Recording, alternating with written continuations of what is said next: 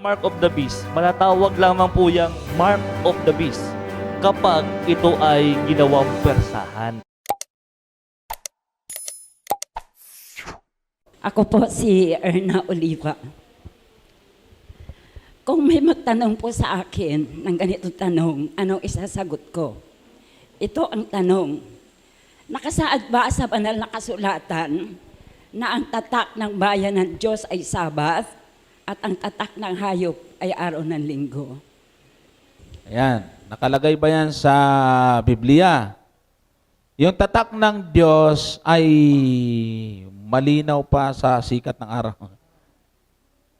Sabi po dito sa Ezekiel 20, at ang talata ay 12 muna. Bukod dito, ibinigay ko rin naman sa kanila ang aking mga sabat upang maging tanda sa akin at sa kanila, upang kanilang makilala na ako ang Panginoon na nagpapaging banal sa kanila. O, malinaw yan. Verse 20. At inyong ipangili ng aking mga sabat at mga magiging tanda sa akin at sa inyo, upang inyong maalaman na ako ang Panginoon ninyong Diyos. Doon sa tanong kanina na paano natin hihikayatin yung mga hindi naniniwala sa Diyos para maniwala sila, isa ito sa magandang paraan. Bakit ba meron tayong 7 araw sa isang linggo? Ba't meron tayong 30 days a month, 12 months a year? Na nagpasimula ito sa 24 hours a day. Hindi ba? So sa pamamagitan ng ika-7 araw, yung Sabat, ay matatulungan natin sila para maniwala sa Panginoon. Ngayon, ito ang ibinigay na tanda ng Diyos sa kanyang bayan. Maliwanag. Bakit? Sapagkat sa 6 na araw ay ginawa ng Diyos yung langit at lupa at lahat ng mga naririto. At nung ika-7 araw ay nagpahinga siya. Yan po ang nasa Genesis chapter 2 verse 1 at saka 3. At sa talatang 2 at ng ika-7 araw ay nayari ng Diyos ang kanyang mga gawang ginawa at nagpahinga ng ika-7 araw sa madlang gawang niyang ginawa. At binasbasan ng Diyos ang ika-7 araw at kanyang ipinangilin sapagkat siyang ipinagpahinga ng Diyos sa madlang gawang kanyang nilikha at ginawa. So, ang mundo ginawa sa 6 na araw, nung ika-7, tapos na ng Diyos ang kanyang ginawa. Yung ika-7 araw, itong palatandaan ng kanyang pagiging manlilikha. Sign of His creatorship. Yan. Sign of, remembrance po ito sa paglalang ng Panginoon, palatandaan. Kaya itong araw na ito, ang iniutos ng Diyos na italaga natin para sa Kanya. Ito ang naging tanda sa Kanyang bayan. Hindi ho nabago yon, mga kapatid.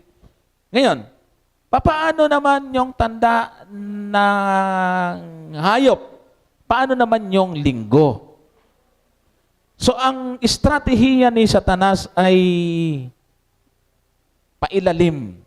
Kailangan natin yung talino para maintindihan ito. At malalaman natin ito sa pamagitan ng prophecy na sa ating leksyon kanina ay nabasa po natin na mayroong tanda ang hayop. Doon sa 13, di ba? 17 sa leksyon natin kanina.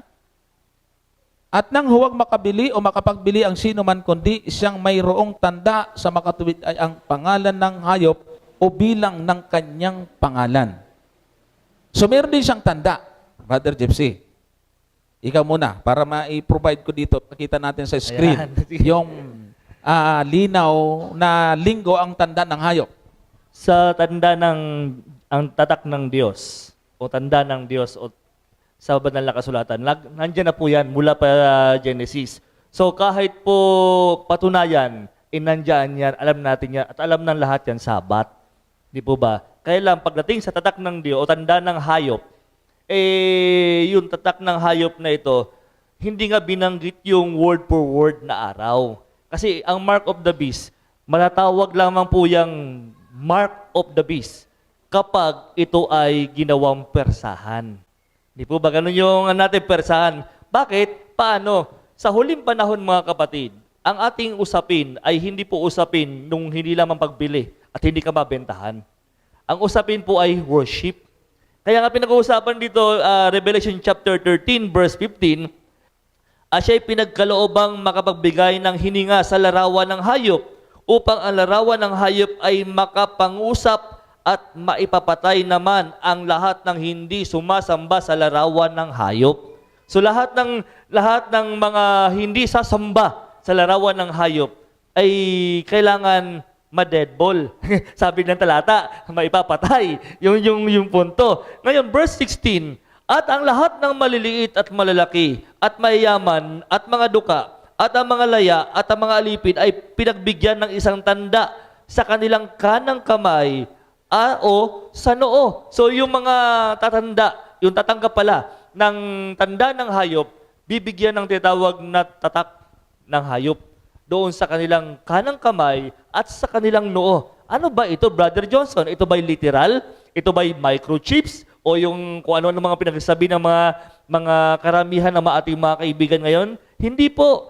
Yung pong, pag sinabi pong tanda sa kanilang noo o kamay, kung ating pong bubuksan ng Biblia sa Aklat ng Deuteronomy, ang kapitulo ay 6, 1 hanggang 8, Ecclesiastes 9 hanggang 10, ito po yung nagpapakilala. Basahin natin Sige, para maano natin. Deuteronomy 6.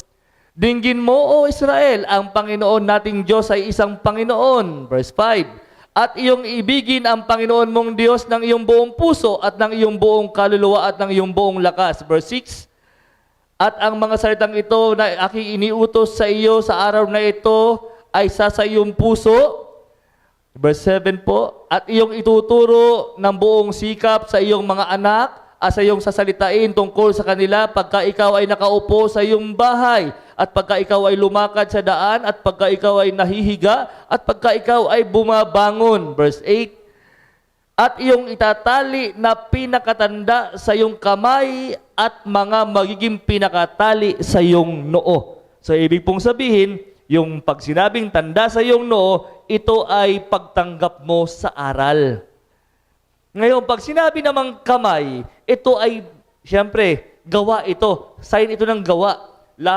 Kaya nga kanina, yung ating binasa kanina, yung ating sinabi kanina, Ecclesiastes 9:10, lahat ng iyong, anuman ang iyong masumpungan ng iyong kamay, gawin mo ng iyong buong kapangyarihan. Tinanggap mo sa isip mo, ginawa mo sa iyong kamay mo. Ibig sabihin, isinagawa mo yung doktrina. Kaya dito, yung pagtanggap ng aral ng beast, ng hayop, pag isinagawa mo ito, meron ka na pong tanda ng hayop. Ibig sabihin, yung paniniwala mo. Kaya, pinag-uusapan dito, doktrina, ay yung worship sa huling panahon. Ang tatak ng Diyos o tanda ng Diyos, ito ay tinatawag na pagsamba sa Diyos. Nasa kanino ba ang iyong loyalty? Nasa Diyos o nasa kanyang kaaway? Yun po yung sinasabi ng Biblia. Ayun, yung pong tungkol sa parang ebidensya natin na ang linggo ay tanda nga ito ng hayop o kabalinto na ito ng tanda ng Diyos. Ito po ang patunay ng mga aklat Katoliko. Sabi po rito sa Catholic Record, London, Ontario, September 1, 1923. Naka-scan pa yung title ng ano na yan, ng bulletin na yan. Sunday is our mark of authority. Ayan. So sabi pa rin ni Cardinal Gibbons, of course, the Catholic Church claims that the chains of the Sabbath was her act.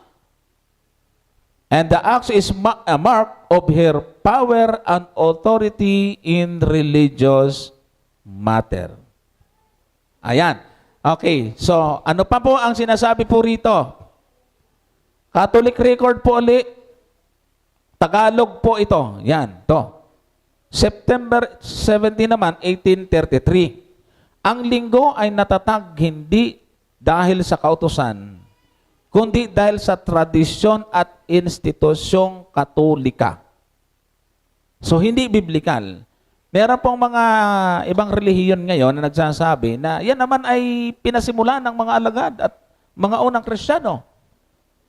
Common sense na lang, mali na eh. Kasi kung nagsimula ito sa Biblia, Sa mga alagad, ay ba't pa gagawin ng Katolikong i-transfer yan at aangkinin nilang kanila itong sila ang may kagagawan nito?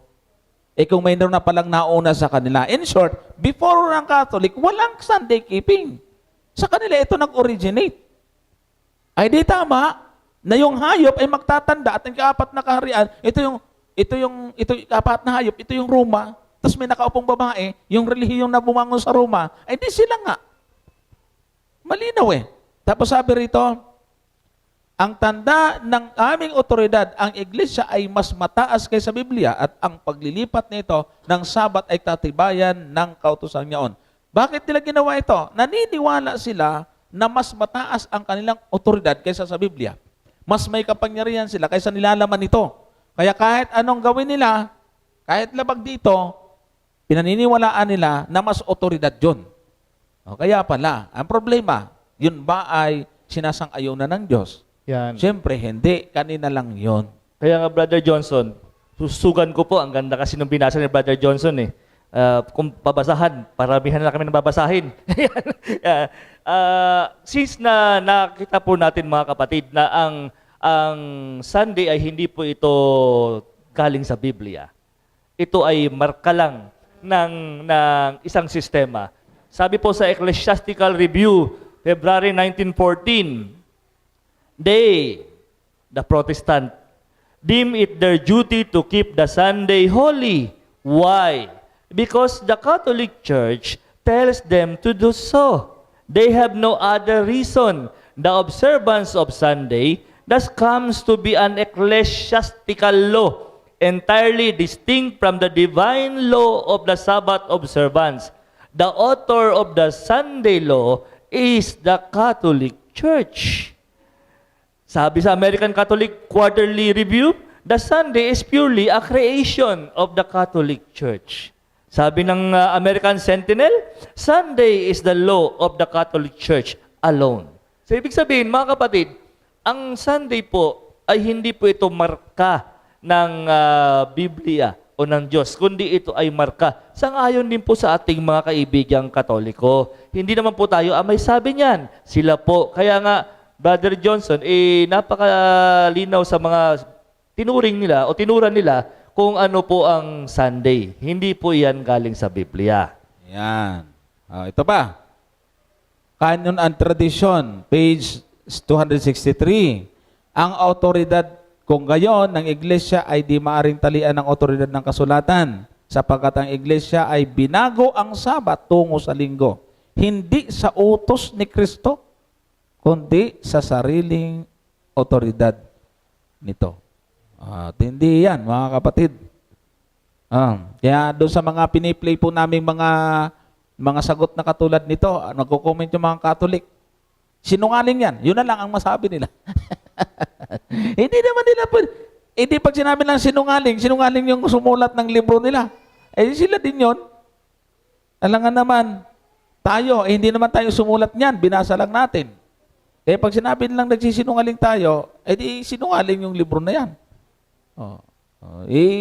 Ganun talaga mga kapatid. Pero ang kagandahan nito, napakarami po natin mga Katoliko na nababago ang buhay dahil sa ating program. Si Sister Arlene Palmo, no? Arlene ba? Arlene Palmo na nasa London. Umuwi po dito, nagpabautismo kasama ang kanyang pamangkin at anak na nakapanood. Accident lang niyang nabuksan sa Facebook. Sinare niya sa kanyang anak at pamangkin dito sa Pilipinas. Tinuloy-tuloy ang panonood. Nag-decide din yung magpinsan na magpabautismo. Umuwi si Sister Arlene galing London. Ayun, pinuntahan namin sa Lipa. Inassist namin yung baptism. Tuwan-tuwa. Sineshare niya yung ating mga video sa kanyang mga saradong Katolikong mga kapatid at kamag-anak. Naku, na-open mga kapatid. Ngayon ay gustong-gusto na ewan ko kung may internet na, pero sabi, magpapakabit ng internet para subaybayan ang ating mga live streaming. Napakaraming mga Katoliko talagang nabubuksan ang isip dahil hindi sarado ang kanilang isipan. Sa mga tweet, Brother Johnson, dagdag natin yung konti yung ang mark of the beast, mga kapatid, dahil sila po ang may gawa niyan, tao ang may gawa, pag yan ay ginawang batas sa huling panahon, ang tawag po doon, mark of the beast. Ibig sabihin, ngayon pinagtitibay nila yan at pinaglalaban, wala pang persahan. Pero kapag yung ginawang persahan, doon pa lamang po tatawaging mark of the beast.